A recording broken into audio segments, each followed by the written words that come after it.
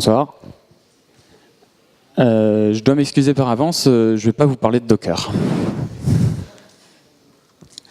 Nous, on gère plutôt des infrastructures traditionnelles, avec des applications traditionnelles qu'on cherche à industrialiser autant que possible pour avoir tous les avantages qu'on a avec Docker sans Docker. Et il ne faut pas oublier que lorsqu'on gère une plateforme qui contient que du Docker, on devra aussi la gérer entièrement, toute la partie hardware. Alors, petite présentation. Moi, je suis Benoît Pécat. Je travaille chez Normation, donc l'entreprise qui produit Rudder.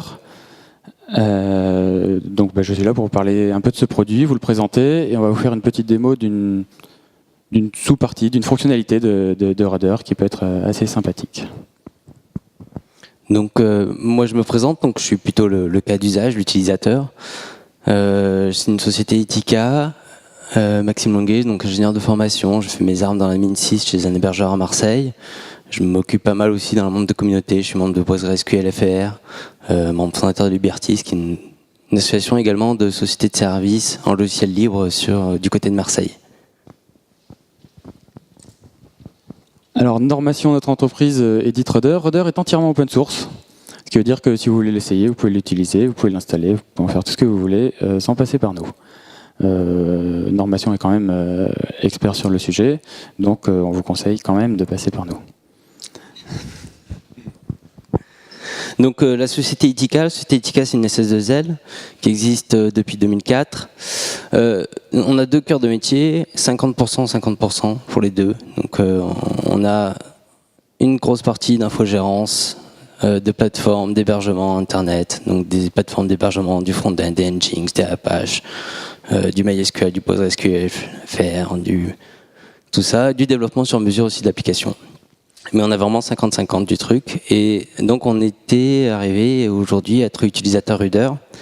Et notre problématique, c'était une problématique donc, sur notre infogérance. Donc effectivement, nous on n'a pas de Docker. On a une centaine de 100 clients. On a des centaines de serveurs. Et chacun, c'est un petit animal domestique différent. Donc là, on est un peu mal. Et donc ce qu'on s'est dit, c'est le quotidien, c'est quoi? C'est la surveillance, la mise à jour de tous ces systèmes qui sont tous hétérogènes, des interventions. Et puis en tant qu'admin 6, on se dit tous la même chose. 10 serveurs, facile, tout le monde peut le faire. Un admin 6 tout seul, 30 serveurs, aucun souci, il va y arriver, il va dire je peux le faire, il va un peu travailler. Et quand on va commencer à lui filer 150 serveurs, là, il va commencer un peu à avoir du mal à suivre. Et puis, il va pas faire les mises à jour. Et puis, il va pas pouvoir faire les updates. Et puis, comment je fais? Ah merde, un trou de sécurité, il faut que je mette à jour 150 serveurs. J'ai rien pour orchestrer tout ça. C'est l'horreur. Et un admin 6 qualifié, donc ça, c'est plutôt côté management. Je vais dire un admin 6 qualifié à 5 000 € par mois, chargé sur 30 serveurs, divisé par 30, donc ça fait 166 €. Aujourd'hui, dans milieu infogérance classique, on vend des infogérances entre 150 et 250 € par mois. Autant vous dire si on fait ça, on part à perte, quoi. Donc l'idée, c'était comment grossir, comment rentabiliser et comment réussir à industrialiser notre métier avec toutes ces arrivées de VM, etc. et la multiplication de services qu'il faut infogérer. Alors je vais faire un petit peu d'historique rapide. Je pense que vous imaginez bien comment ça se passe. Au début, on fait dans l'artisanat, on fait chacun à sa façon. Donc c'est la mode PET, chacun son petit serveur perso. C'est très bien, ça marche très bien tant qu'on n'en a pas des milliers. L'inconvénient, c'est lorsqu'on veut répliquer et lorsqu'on veut continuer à les gérer dans la durée et dans la quantité. Donc l'étape suivante que beaucoup ont suivi, c'est la réplication, la duplication. On prend une golden image et on la met partout. L'avantage, c'est qu'on a la même chose partout. L'inconvénient, c'est lorsqu'on fait un changement, il faut faire le changement partout. Donc ça devient assez vite assez difficile, assez contraignant, et on se retrouve finalement à avoir une golden image qui n'est pas l'image qu'on utilise partout. Donc l'étape suivante, c'est ensuite de passer à un mode de gestion centralisée. On met un outil sur toute la plateforme, Donc un agent, l'inconvénient c'est d'avoir un agent. L'avantage c'est qu'on peut piloter en un seul point central toute notre infrastructure. Et donc c'est le but de Rudder, c'est de permettre cette gestion centralisée de l'infrastructure, de pouvoir faire des modifications en continu sans avoir à repasser un peu partout.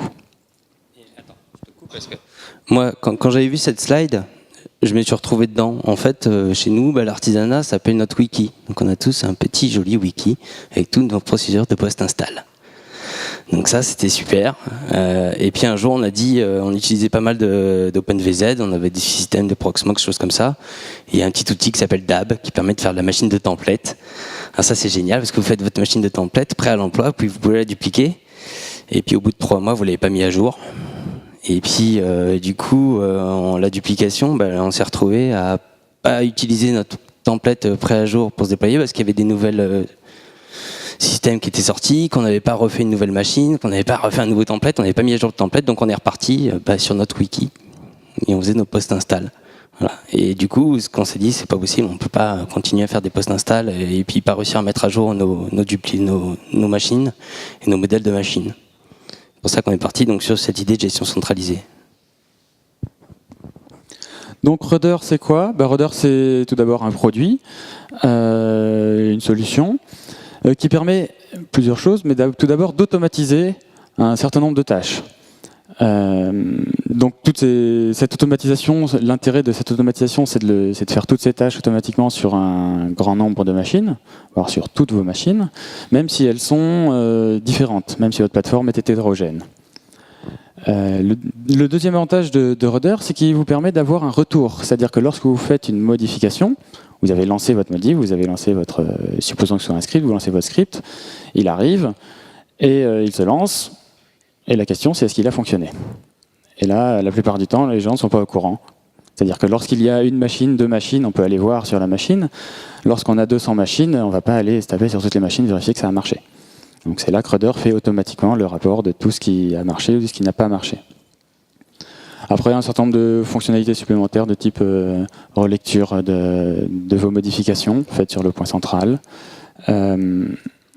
Voilà, et toute la gestion donc, de cet outil, cette infrastructure, se fait à travers un serveur web, à travers une interface web. C'est ce qui simplifie l'utilisation de Rudder.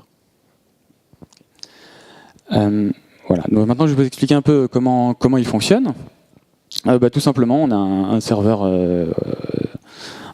qui va aller définir des configurations qui vont se retrouver un peu partout sur votre infrastructure. Alors l'infrastructure, comme elle est hétérogène, comme elle contient un certain nombre de services différents, un certain nombre de serveurs qui sont différents, on la définit par un ensemble de groupes et chaque configuration va être adaptée à chacun de ces groupes. Et automatiquement, lors de l'application de ces configurations, on va avoir une remontée d'informations pour savoir ce qui se passe. Donc ça, c'est une petite capture d'écran pour vous montrer ce que ça donne lorsqu'on a une production pas très bien gérée, pour avoir un aperçu de l'interface de Rudder.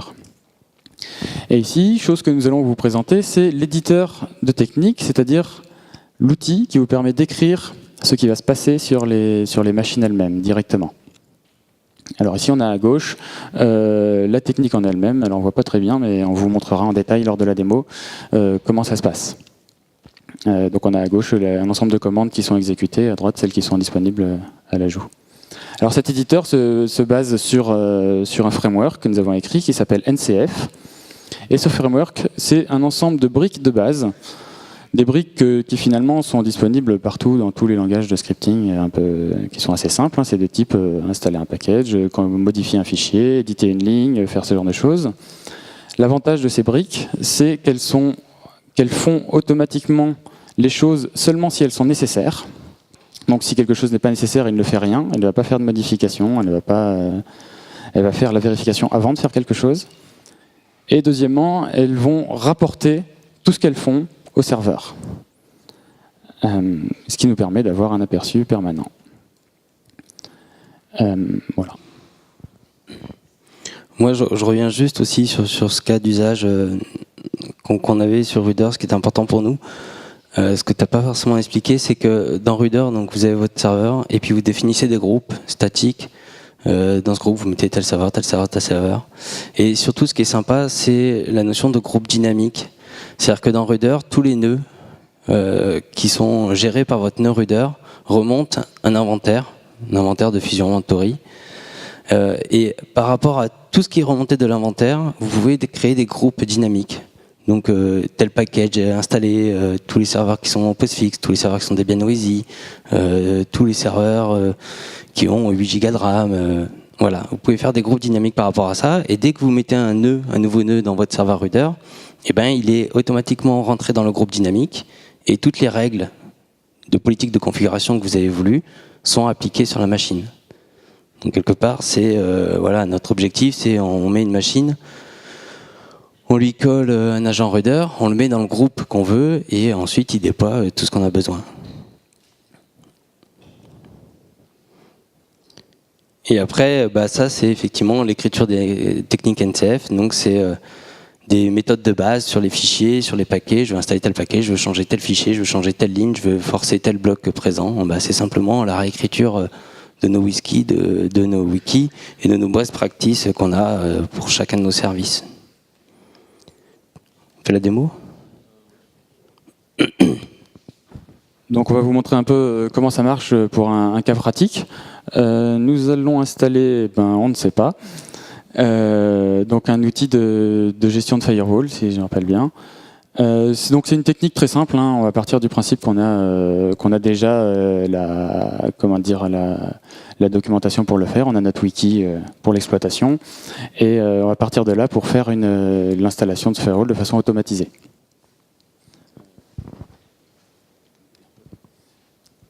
Sinon je peux te tenir le micro. T'as vu, comme ça.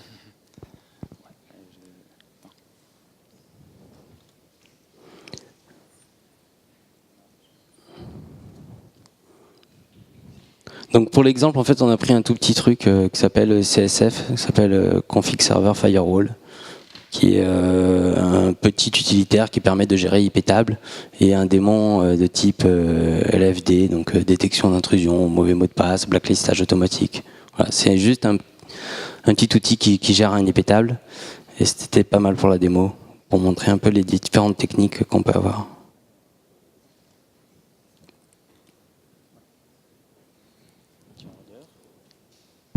Donc tu vas pouvoir commencer. Hop. Donc on a notre procédure existante qui a tendance à disparaître. Voilà. Donc ça, c'est notre wiki qui nous dit comment faire cette installation. Et donc on va récupérer chacun des éléments qu'on trouve habituellement dans ce genre de procédure pour le faire directement sur le serveur. Admin. Oui, c'est très sécurisé.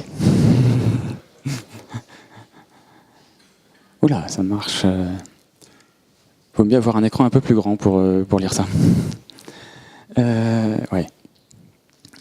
Donc là, on va aller dans le menu de gestion des machines.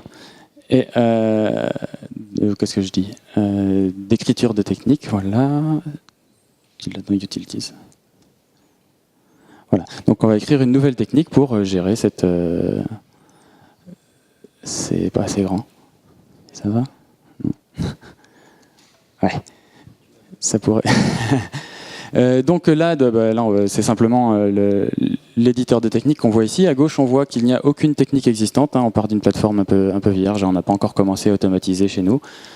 Et donc, on crée une nouvelle technique qui ici s'appelle CSF. CSF install? Oui, donc c'est ça l'outil, qui s'appelle CSF install, qui existera en version 1. On peut mettre une description. Et voilà, donc on va faire cette procédure. On va commencer par mettre une première méthode qui correspond à ce qu'on a dans le. Faut scroller à voilà. Ouais. Donc pour savoir ce qu'on va faire, parce que là on ne sait pas ce qu'on va faire, on ne sait pas ce qu'on va ajouter comme méthode, on va aller voir dans notre petite procédure. On va dire cet outil dépend de la commande host. Donc il va falloir l'installer. Alors ça c'est l'expérience qui nous a dit ça. Si vous ne le savez pas, le jour où vous l'utiliserez, vous n'aurez pas la commande host, vous la rajouterez et elle se rajoutera partout où vous avez installé l'outil. Donc on fait une installation de package et comme on connaît le package, voilà, ouais, c'est ça. C'est pas vraiment adapté à cette taille d'écran. Est-ce qu'un contrôle plus, un contrôle moins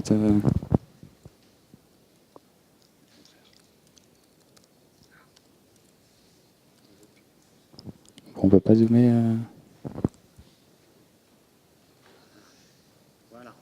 Voilà, c'est mieux.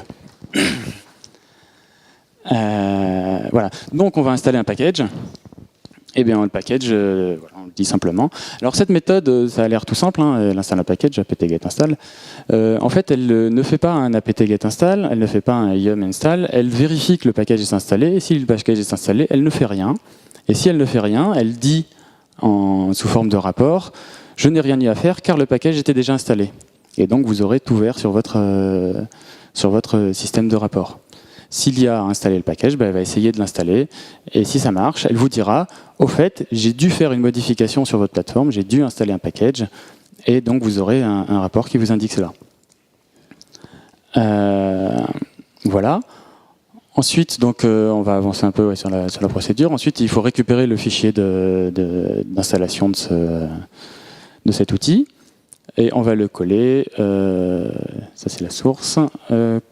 Voilà, on a une méthode pour récupérer les fichiers directement depuis le serveur, qui peut servir de point de distribution de fichiers. From remote host, je crois.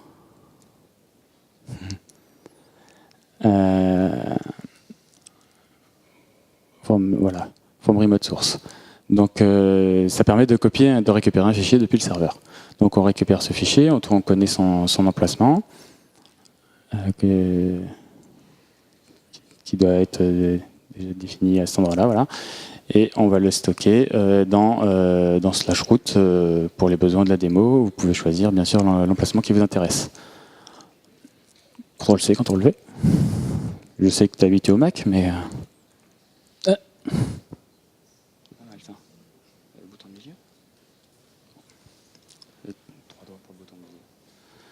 Et donc on va le copier dans un répertoire qui nous intéresse, genre /root/ voilà.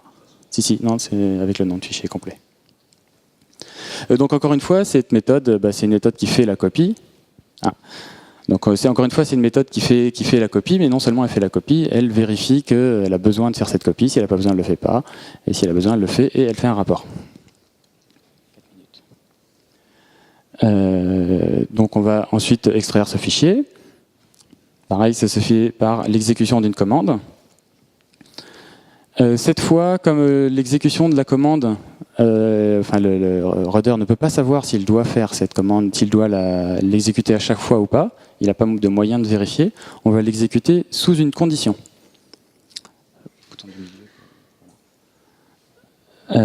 Sous une condition, donc la condition, ça va être de mémoire qu'on a copié le fichier précédent. Donc on a copié le fichier précédent, sous la condition est indiqué, le résultat de l'exécution précédente est indiqué ici. Donc repair, c'est ce qui se passe lorsqu'on a fait vraiment la copie, on a eu besoin de la faire. À ce moment-là, on l'utilise comme condition pour exécuter la commande suivante. Ce qui fait qu'il ne va pas l'exécuter s'il n'en a pas besoin.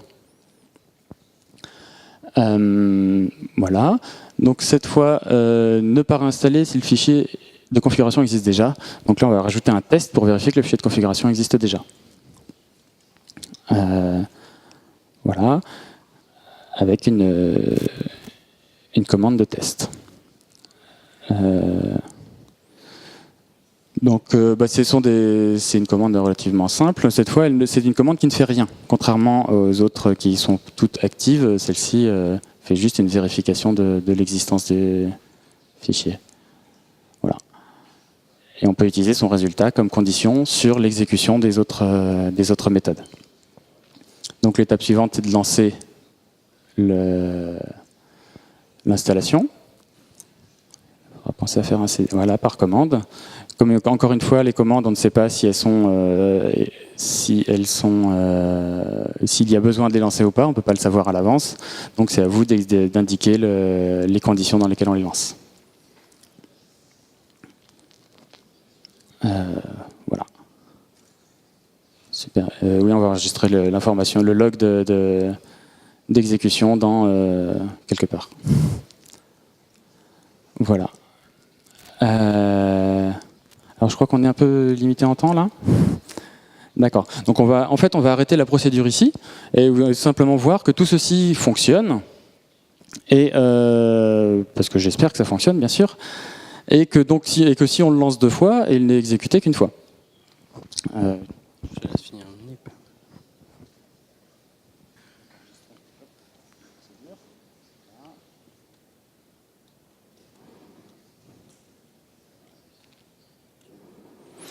Oui, donc là, effectivement, on crée donc une directive qui s'appelle install CSF, donc qui est basée sur cette technique. Et ensuite, donc, on va associer donc cette directive à une règle. Donc, une règle, c'est quoi? C'est dire sur quel groupe je vais associer quelle directive.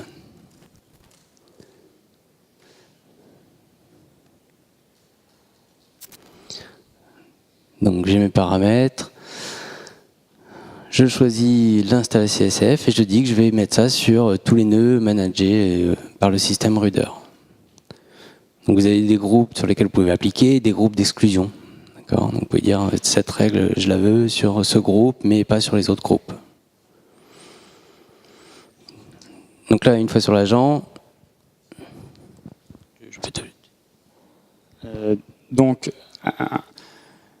pour accélérer un peu les choses, donc je force la récupération de cette technique par l'agent.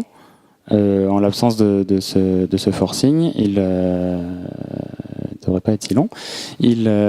Sinon, il le fait régulièrement, automatiquement, lorsqu'on ne lui demande pas. Oui. Il le fait habituellement automatiquement lorsqu'on ne lui demande pas, et il applique ces nouvelles règles lorsqu'il en a besoin. Donc si vous faites une nouvelle configuration, cette nouvelle configuration va s'appliquer automatiquement sur toute votre plateforme au bout de quelques minutes. Donc s'il a bien terminé, ouf. Et donc on va lancer ses commandes. Alors ici, il fait des rapports dans un format qui sont lisibles. Alors on voit précédemment, j'ai dû faire un test, dans un format qui sont lisibles par le serveur. Alors vous pouvez les lire, bien sûr, sauf que il y a un moment, c'est pas toujours évident pour un être humain de sélectionner la partie intéressante. Je ne sais pas si ça va sur cette VM, elle est un petit peu lente. Mais je peux en tout cas vous montrer ce que ça donne. Non, je peux pas.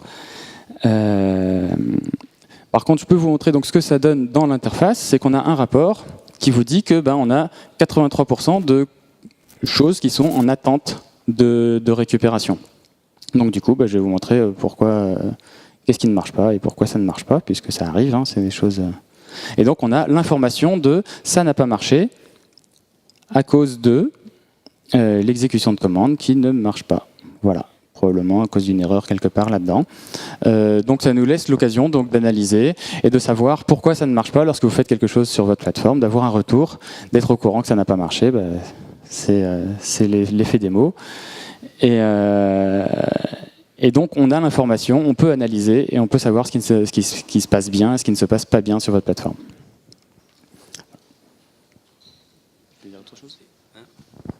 Non, rien à ajouter, effectivement. Donc c'est comme ça qu'on arrive à automatiser toutes les tâches et à nous faire des procédures qu'on va répliquer et automatiser, et surtout avoir la conformité de ce qui est appliqué sur les serveurs. Et donc pour nous de dire voilà, sur tel client, c'est sur tel host, on peut lui confirmer à 100% toutes les 5 minutes que les règles sont appliquées et sont déployées. Là, à mon avis, c'est plutôt moi qui ai fait une erreur de frappe. C'est pas ton outil qui marche pas, c'est plutôt moi qui suis pas bon.